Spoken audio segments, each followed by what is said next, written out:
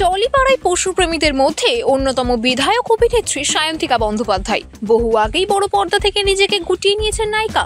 এখন সর্বক্ষণ রাজনীতির কাজেই ব্যস্ত থাকতে হয় তাকে। বরানগরের বিধায়ক পদে গত বছরই নির্বাচিত হয়েছেন তিনি। দিনের বেশিরভাগ সময়টা তার নিজের কেন্দ্রেই কাটে, আর সময় পেলেই পোষ্যদের সঙ্গে খেলা করেন সায়ন্তিকা। গত 22শে জুন সায়ন্তিকার জীবনে ঘটে গিয়েছে এক অঘটন। তিনি হারিয়েছেন তার সর্বক্ষণের সঙ্গী প্রিয় পোষ্যকে। সোশ্যাল মিডিয়ায় গোল্ডেন রিট্রিভার সিরাজের মৃত্যুর খবর জানান সায়ন্তিকা। মানসিকভাবে ভেঙে পড়েছিলেন তিনি, আর সিরাজ যাতে বিধায়কের সঙ্গে সর্বদা থাকতে পারেন তার জন্য আঙুলে খোদাই করালেন পোষ্যের নাম। সায়ন্তিকা তার বাঁ হাতের মধ্যমাতে সিরাজের নাম লেখেন ইংরেজিতে, সঙ্গে রাজার মুকুট।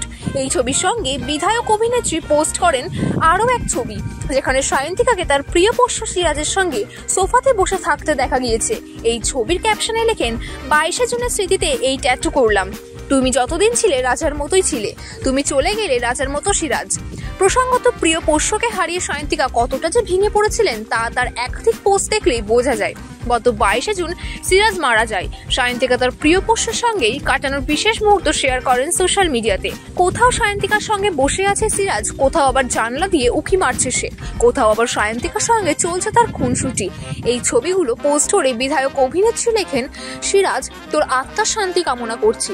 তুই তোর সঙ্গে আমার হৃদয়টাকেও নিয়ে চলে গিয়েছিস। তোকে ছাড়া আমি আর কখনোই আগের মতো থাকতে পারবো না। তুই আমার গোটা পৃথিবী ছিলি। আমরা সবাই তোকে খুব ভালোবাসি।